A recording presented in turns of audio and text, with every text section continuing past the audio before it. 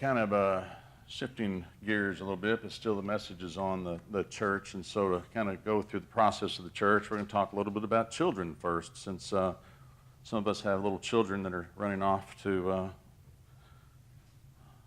other places, temporarily anyway. One thing we say about children is that they're easily distracted.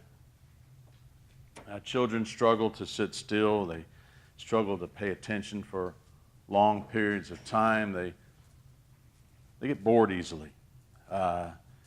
They struggle to share their toys with other people. They tend to think about themselves first and more so than others. I know from experience that they tend to ignore their parents' instructions when they want to get their way, but they always seem to have a real pocket full of excuses when they do things that are inappropriate. Now, of course, I'm not talking about our children, right? I'm actually referring to God's children. That would actually be you and me in all reality, because we certainly wouldn't tolerate our children acting the way that we tend to act, right? We tend to do things a little bit differently. And all the way that it is, the children of God have always been just that. I think that's why God's always referred to us as children of God and not adults of God, that we would rather give orders than take orders. We'd rather have people cooperate with us than us to cooperate with others. We'd rather control our own destiny than to hand our lives over to God. We would demand transparency while have a tendency to keep our hands close to our vest and hide things about ourselves. And this is exactly the situation that Jesus walked into in this life. Whenever he was walking this earth, the children of God had taken over the church that was rightfully belonged to God. It was those folks who decided who the church would reach out to and who it wouldn't, who the church was worthy to have God's grace and who would be casted out into utter darkness. They decided who deserved privileges of being a member of the church and who was going to be ignored. The children of God had ignored the parents' voice for so long that they couldn't even recognize God was standing right there among them, speaking to them. That's sad. And even numerous times they try to get this Jesus to say something just so they could justify killing him. Here's one of those situations in Matthew 22. So when the Pharisees heard that Jesus had silenced the Sadducees, well, they gathered together. And these two groups hated each other, except when they wanted to kill Jesus, they loved each other.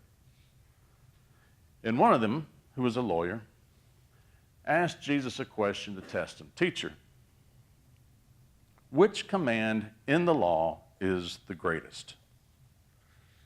And Jesus said to him, you shall love the Lord your God with all your heart,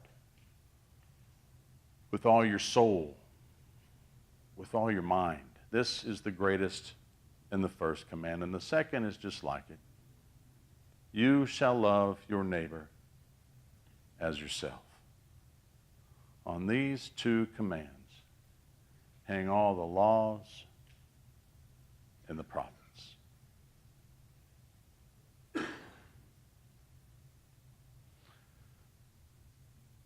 The command to love the Lord with all of our heart, with all of our soul, and with all of our mind is a very simple request, isn't it? But it's also a very serious statement that had been repeated consistently throughout biblical history. Children of God, as children of God, our parent commands, demands, expects all of us to love God more than anything else in our lives and just see what happens. Love God more than we love ourselves. Love God more than we love our spouse. Love God more than we love our children, our grandchildren. To love God more than we love our jobs. Love God more than we love sports, more than we love our favorite hobby or pastime. love God more than we love our wealth and all the power that we have accumulated. And the command to love is not based on a feeling. It's not based on an emotion. It's not a warm, fuzzy thing that we get in our hearts. This love that God speaks of is a love that is called commitment. It's called devotion. It's called discipline, determination. It is a way of life that God designed for all of God's children so that leads us to a better way of life. Not just me personally, but for the whole entire people of God to live a better life throughout this world.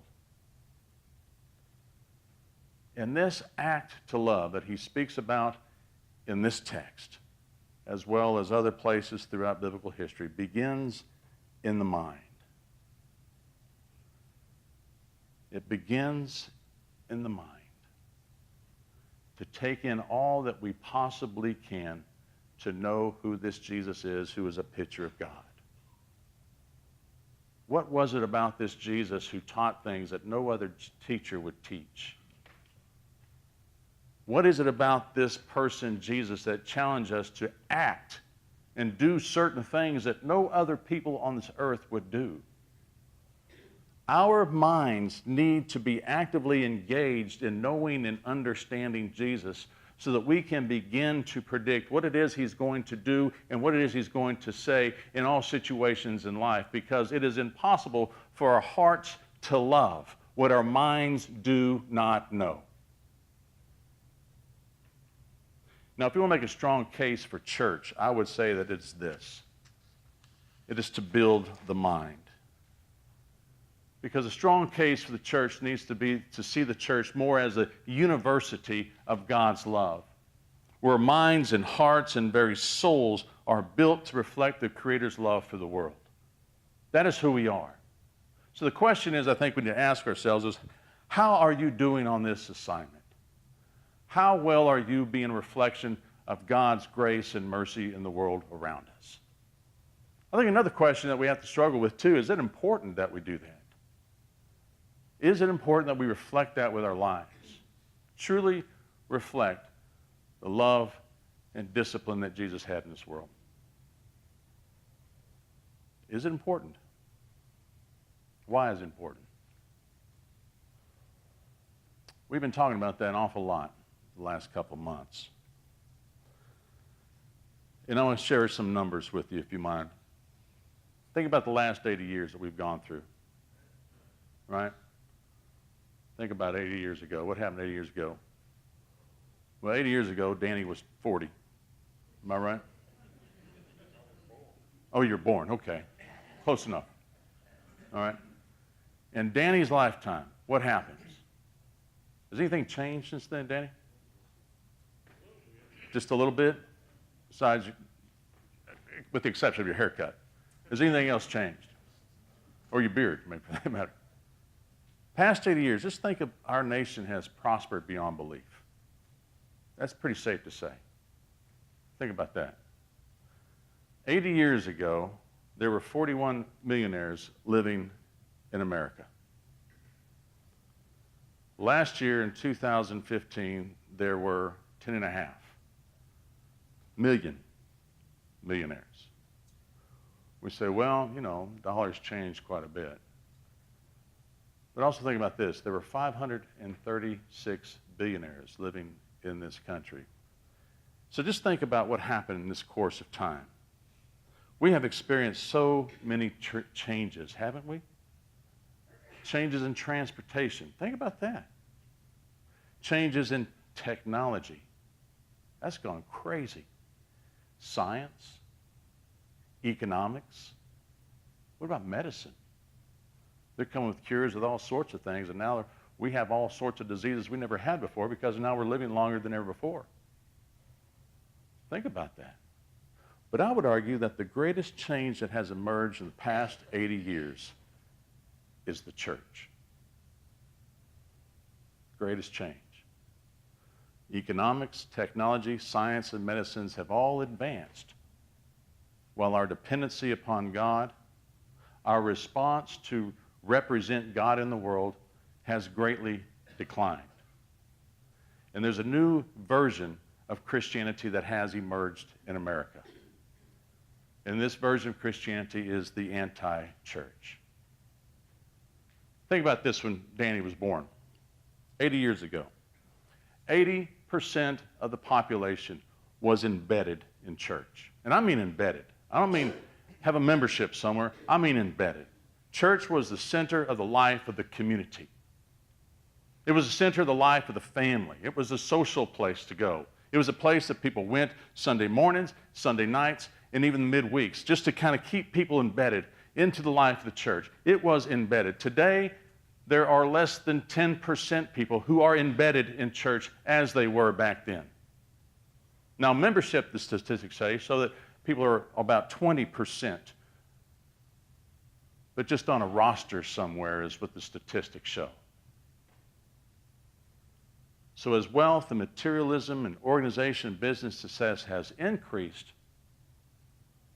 the need for God, our investment in the church, our trust in God and God's people and God's leadership, and the financial giving to the church is down 65%.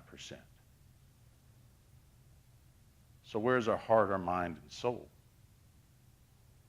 It's more influenced by personal success and accomplishments.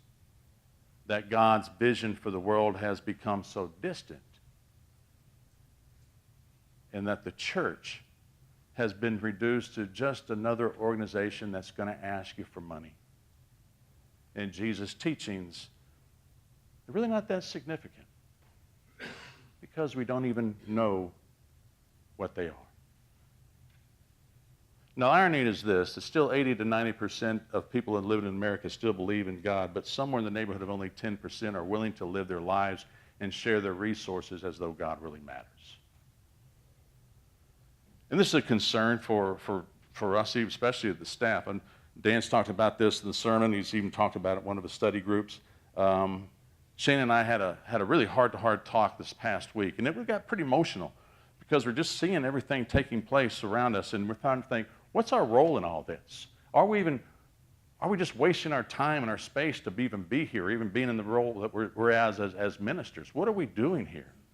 You know, we've got so much craziness that's taking place in this world. There's mass murders, there's police killings, there's racial tension, there's ISIS just having a field day anywhere they want to go. There's political hatred all over this place. I mean, we've been so conditioned for Democrats to hate Republicans and Republicans to hate Democrats. I mean, there's a hatred. It's just not disagreement. There's a strong hatred. We don't care what the other party thinks. We don't even know what our party thinks. We just know to hate the other party. And it's getting to the point where it just feels like everything seems to be out of control, and the church is not mature enough to offer any solutions to the problems that are existing in the world. So what do? We put all of our hope in Hillary and Trump. Because there's only 10% of our population of Christians in this country that believe that the church can actually do anything. So we talk and we argue and we act as the greatest influence in our lives does not come from Jerusalem, it comes from Washington. That is defeating. That's defeating for me. And it just feels like, as we talk about this, that like with the Pharisees and the Sadducees, just testing this guy who's trying to get them to pay attention to the voice of God in their life. But the children of God just ignore that parent's voice for so long, they can't even realize that God is standing among us and trying to get our attention and speaking to us. Man, it feels like we're right there in that story this morning. It feels like something is going to change. And it is going to change. I think we're slowly reaching the point where we're going to be like the people of Nineveh. We can either choose to make changes, or God's just going to change it anyway. Because God is not going to be defeated.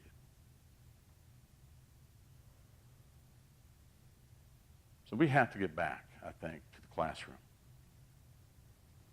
We have to get back to allowing our minds to be influenced by the teachings of Jesus, to be strongly influenced by the teachings of Jesus. We have to be very intentional about knowing who Jesus is, what he stood for, how he lived his life, We have to know how our lives must be affected by his life and what we need to do to live our lives and to share our lives so that our hearts and our minds can be influenced by him.